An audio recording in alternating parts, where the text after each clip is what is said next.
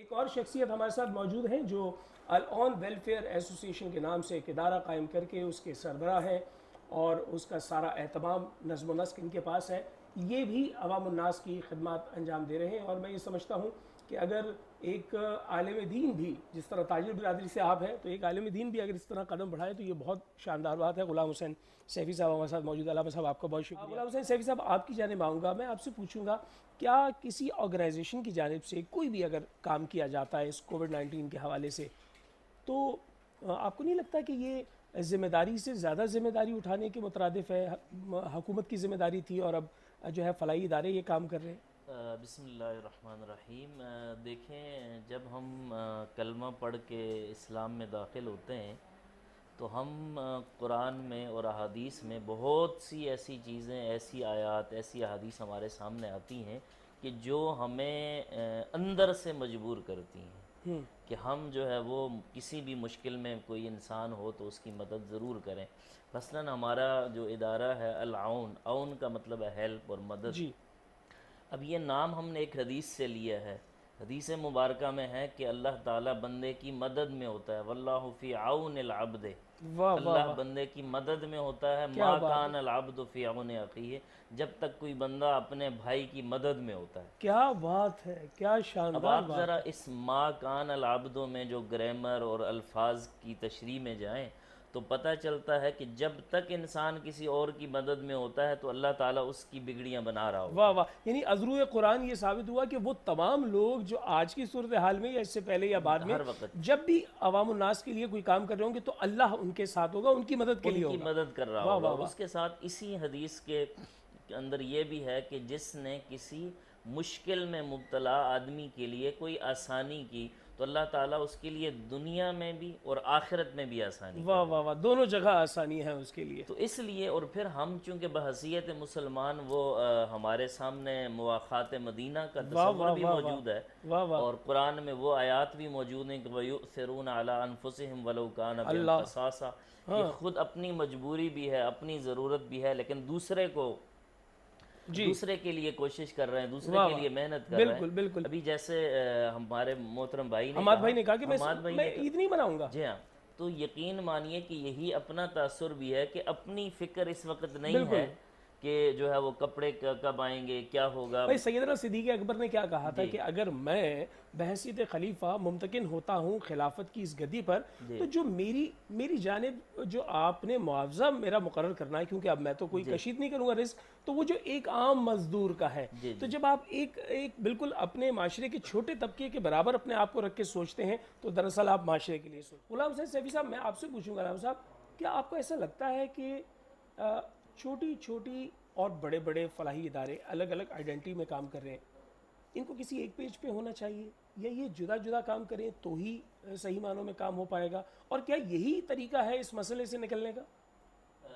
اصل میں بنیادی طور پر بات آپ نے جہاں سے سٹارٹ کیا، اصل میں یہ ریاست کی ذمہ داریاں ہیں ساری.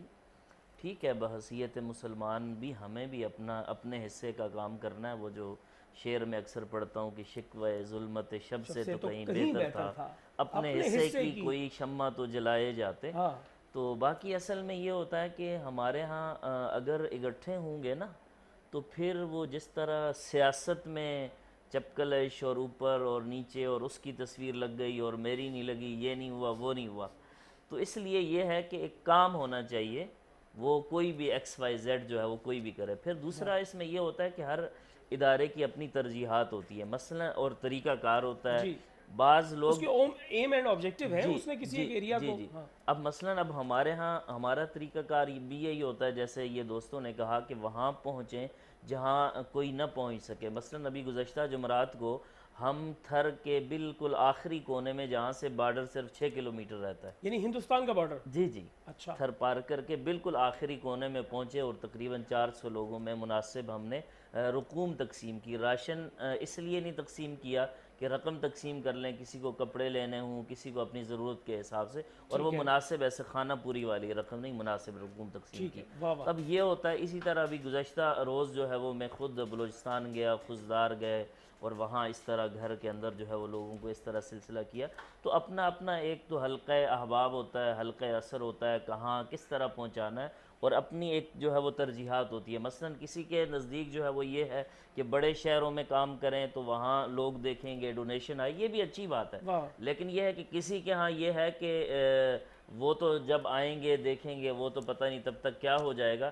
تو یہ ہے کہ جن تک پہنچنا چاہیے جو ان تک حقیقی ضرور پہنچ جائے. مستحقین یہ آپ ہیں, نے بہت اچھا کیا کہ آپ نے ان کو رقوم دے کر ان کے لیے راستہ کھول دیا کہ وہ اپنی ضرورت کی چیز کسی لے کو لیں. دوائی کی بھی کیا ضرورت ہو بات ہے, سکتی کیا ہے, بات ہے. کپڑوں کی وہ ضرورت کہتے ہیں ہو نا کہ وہ سکتی کسی ہے. نے سامان بیچا تو اس کو کہا کہ آپ نے کیا سامان لے کر کیوں فروخت کر دیا, تو اس نے اتنا دکھی جملہ کہا, اس نے کہا اس سامان میں میرے بچے کا دودھ اور میری ماں کی دوا. غلام حسین صاحب, آپ سے جاننا چاہوں گا کہ جو العون کام کر رہا ہے اس کام میں آپ کو جو سپورٹ ملتی ہے, کچھ لوگ کہتے ہیں کہ ہمارا بھی اس میں حصہ ڈال لیجئے, تو آپ کیا سمجھتے ہیں کہ اگر وہ جو ڈونر ہے وہ تھک گیا یا کبھی بیک ہو گیا یا وہ ایک خاص حد کے بعد اس نے کہا کہ اب میں مزید نہیں دے سکتا, تو پھر کیا ہوگا؟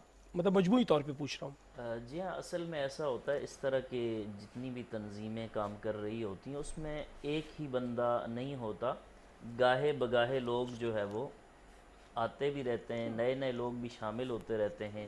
پہلے کسی کے اچھے حالات تھے, اب حالات نہیں رہے تو وہ جو ہے وہ چلا گیا, اس کی طرف سے ڈونیشن کم ہو گئی, تو نئے نئے لوگ جو ہے وہ کہتے ہیں میں اکیلا ہی چلا تھا جانب منزل, لوگ آتے رہے, کارواں بنتا گیا. تو یہ سلسلہ چلتا ہے. اور میں ایک بات جو پہلے آپ نے کی زکوٰۃ کے حوالے سے کہ انہوں نے کہا کہ 1 سال کی ایڈوانس زکوٰۃ دے دو, تو میں نے اس کو تھوڑا سا اس سال یوں کہا, میں نے کہا دیکھیں کہ جس مال کی آپ زکوٰۃ دیتے ہیں اس سال تھوڑا سا اس میں سے نکالنے کی ضرورت ہے. کیا اچھی بات ہے, یعنی جو اصل مال ہے جو جس اصل کی رأس زکوٰۃ آپ المال دے ہے, رہے ہیں, جس کی زکوٰۃ آپ واہ دیتے واہ, ہیں, تو اور سالوں میں تو زکوٰۃ کیا دیتے ہیں بات تو ہے, کام واہ چلتا واہ. ہے. بہت اس شکریہ سال حماد بھائی, آپ کا بہت بہت شکریہ. وقت بہت کم ہے, ہم چاہیں گے آخر میں آپ دعا کروا دیں. آپ کا بہت بہت شکریہ. تنویر بھائی آپ کا بہت شکریہ. حمزہ رضوان آخر میں دعا, بس 1 منٹ ہے جی.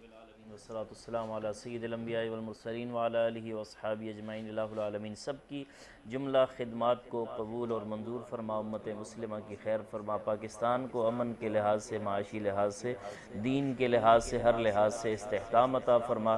مالک و مولا, جتنے بھی لوگ تیری مخلوق کی, تیرے دین کی جس انداز میں خدمت کر رہے ہیں ان کی مدد فرما, ان کی خدمات جلیلہ کو ان کے لیے دنیا اور آخرت میں باعث نجات بنا, باعث برکت بنا, باعث خیر بنا. یا رب بالمصطفیٰ بلغ مقاصدنا واغفر لنا ما مضى واسع الكرم.